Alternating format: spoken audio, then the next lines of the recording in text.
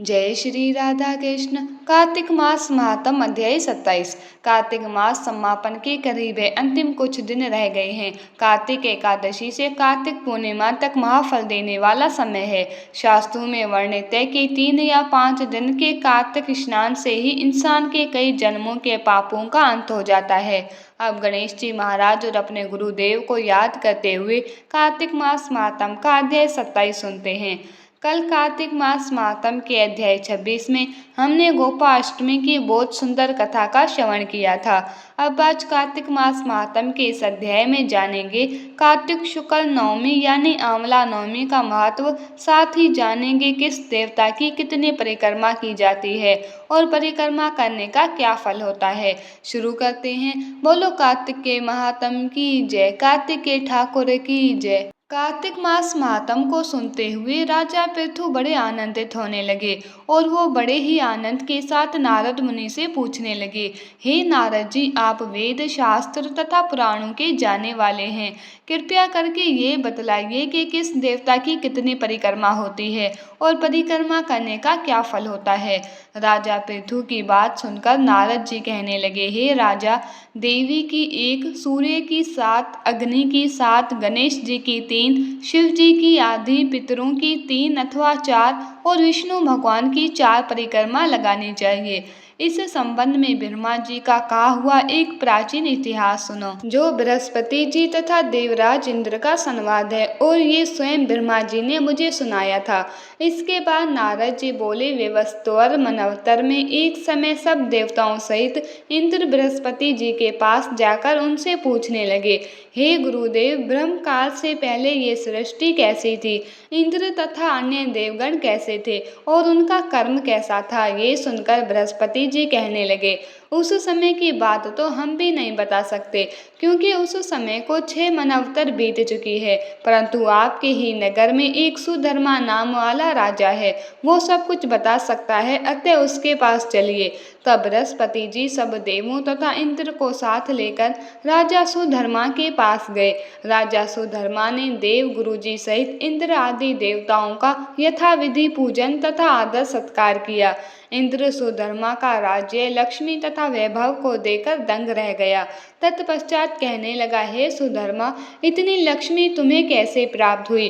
तुमने कौन सा यज्ञ, दान अथवा तप किया था और ब्रह्म काल से पहले की बात तुम कैसे जानते हो?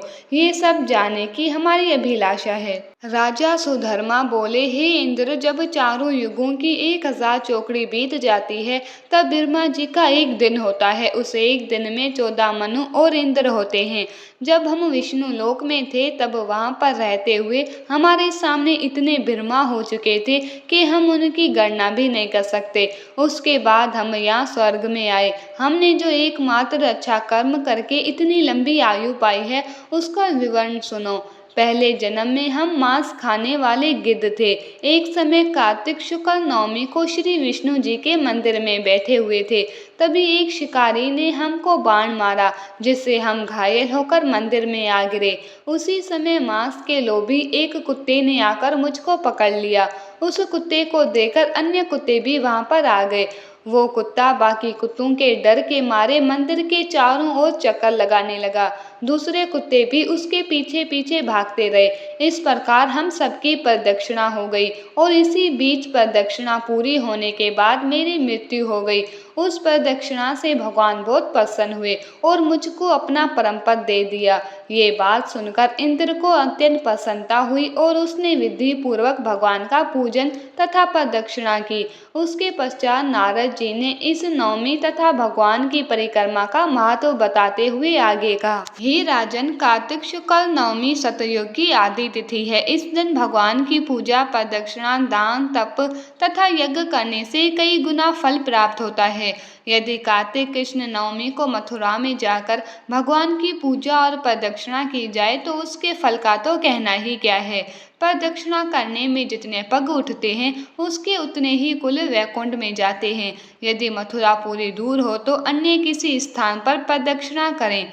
यदि वो भी ना हो सके तो ब्राह्मण विष्णु की मूर्ति, गौ या गौ के स्थान, शालिग्राम और तुलसी जी की प्रदक्षिणा कर लें। समुद्र पर्यंत सारी परिक्रमा करने से जो फल मिलता है वही शालिग्राम तथा तुलसा जी की परिदक्षिणा करने से मिल जाता है। गौ, ब्रह्मण देव मंदिर ये सब शालिग्राम की मूर्ति के ही बराबर हैं। कार्तिक शुक्ल नवमी को ब्राह्मण, गौ, देवालय, तुलसी वन, साधु, वैरागी, जीवन मुक्त, गृहस्थ, वेद, उपवेद तथा पुराण ये सब ग्राम में ही वास करते हैं। अतः अपने ग्राम की प्रदक्षिणा करने मात्र से सभी की प्रदक्षिणा हो जाती है। ग्राम की प्रदक्षिणा करनी हो तो प्रातःकाल ब्रह्म मुहूर्त में उठकर स्नान आदि क्रिया से निवृत्त हो कमंडल हाथ में ले ओम नमो भगवते वासुदेवाय इस मंत्र का जाप करते हुए सूर्य उदय से पूर्व ही प्रारंभ करें। ब्राह्मण देव स्थान तथा शालिग्राम की मूर्ति की प्रदक्षिणा सूर्य उदय के बाद भी हो सकती है। कार्तिक शुक्ल नवमी को द्वापर युग का प्रारंभ हुआ था। अतः ये तिथि दान और उपवास में क्रमशः पूर्व व्यापनी तथा पर व्यापनी हो तो ग्रह्य है। इस तिथि को नवमी से एकादशी तक अगर मनुष्य शास्त्रों विधि से तुलसी के विवाह का उत्सव करे तो उसे कन्यादान का फल मिलता है। कार्तिक महामातम अध्याय 27 का विराम। कल कार्तिक मास महात्म के अगले अध्याय का श्रवण करेंगे। आज इस अध्याय में हमने परिक्रमा का महत्व जाना, इसीलिए सभी परिक्रमा जरूर करें। कार्तिक के अंतिम 5 दिन जिसे पंचभीकु या भीष्म पंचक कहते हैं, उसमें नियम से रोज भगवान विष्णु, शालिग्राम जी और तुलसा जी की 4-4 परिक्रमा जरूर लगाएं। आंवला नवमी पर आंवले के वृक्ष की 108 परिक्रमा लगाने का विधान है। अगर आंवले का वृक्ष ना हो तो तुलसा जी की भी परिक्रमा लगाई जा सकती है। थोड़ा सा करके बहुत पुण्य मिलेगा, इसीलिए करना जरूर। देखो अंत में एक ही बात कहूंगी, सुन लो समझ लो। जो इस मानव जीवन का फायदा उठाकर पुण्य कर्म नहीं करते वो महामूर्ख है। और जो ये कथा सुन रहे हैं, कार्तिक स्नान कर रहे हैं, उन पर श्री कृष्ण की साक्षात कृपा है। सही कह रही हूँ ना? इस कृपा को ऐसे ही बढ़ाते रहो और अधिक से अधिक शुभ कर्म करते रहो। आगे की कथा कार्तिक मास महात्म की अगले अध्याय 28 में सुनेंगे। देखो एक बात सुन लो, वक्त बदलते देर नहीं लगती, इसीलिए कभी हद से ज्यादा फूलो मत और कभी भी अपनों को भूलो मत। क्योंकि हमेशा कहती हूँ ना, जीवन क्षणभंगुर है, अभी है और अभी नहीं।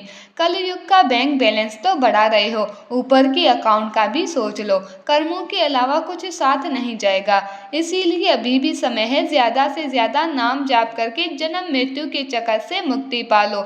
और इसका बड़ा ही सरल उपाय है नाम जाप करना। हर समय, हर पल, हर सांस के साथ प्रेम से, मन से, भाव से जाप करते रहो। हरे कृष्ण कृष्ण कृष्ण हरे हरे, हरे राम राम राम हरे हरे। याद रखो कलयुग केवल नाम आधार है। नाम जाप करके ही कृष्ण प्रेम, भक्ति, मुक्ति, शक्ति सब पाया जा सकता है। अंतिम 5 दिन रह गए हैं। कार्तिक महात्म की इन वीडियोस को ज्यादा से ज्यादा शेयर करो ताकि और लोगों को भी कार्तिक मास का प्रभाव पता चल सके। अपने शास्त्रों का ज्यादा से ज्यादा प्रचार करो, ये भी एक सेवा है। Please like, share and subscribe. Radhe Radhe.